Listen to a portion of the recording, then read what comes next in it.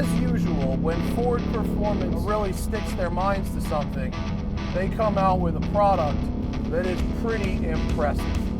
This would be a great car for track days. Oh yes. Hello everybody, Matt Farah, editor-at-large for Road and Track, Performance Car of the Year 2024. This is the Ford Mustang Dark Horse. Let's hit Thunderhill West and see how it does on track. Ford has done an incredible job marketing the snot out of this car. Mechanically, it is similar to the outgoing Mach 1, but it gets some good bits from the GT500 like forged connecting rods. The 5.2 liter V8 makes 500 horsepower and 418 pound-feet of torque. And we have the Tremec 6-speed. The regular GT gets the Getrag MT82 gearbox, which mostly stinks. The Tremec is excellent. We've also got improved magnetic ride suspension. We've got big brakes.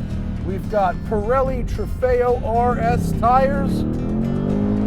Yep, and we can get oversteer, no problem. I like this car a lot. It has a great character. It has a great sound. It has a pretty wide 3,000 RPM power band, and it's very balanced. When you huck it in, the turn-in is excellent. And then there we go with some oversteer. It's big, but on the track that matters less. Whoa. On the road it may feel a little big. We'll see. Not much steering feel, but very effective turn-in. The turn-in is very sharp. This car sort of combines the hunkered down feeling of the Nismo Z with the speed of the M2, and then takes that to an even further level. Plus the shifter of this Tremec is actually better than the M2's. It's not quite as tail happy as the M2, and with these tires, it's significantly stickier. This is an R compound tire, whereas the M2 has a PS4S, so that obviously accounts for a lot of it, but very balanced when you get the tail out and coming out of the hairpin there. Easy to counter steer and correct. This is a heavy car at 3,900 pounds, but on the track, the performance is right there. Woo! I love the track cluster. Very easy to read.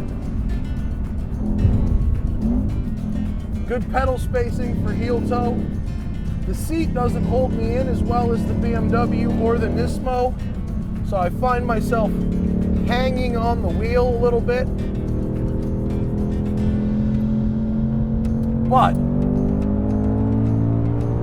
can't argue with that. The 5-liter V8 revving all the way out past 7,000 RPM. Very rev-happy motor. In fact, peak torque is way higher than you'd think. Way higher than like a Corvette or something. Easy slide there. Very nice. I love the balance of it. I love the poise. This would be a great car for track days. Oh yes. Oh yes, we can. Easy to get some slidey slides out of that.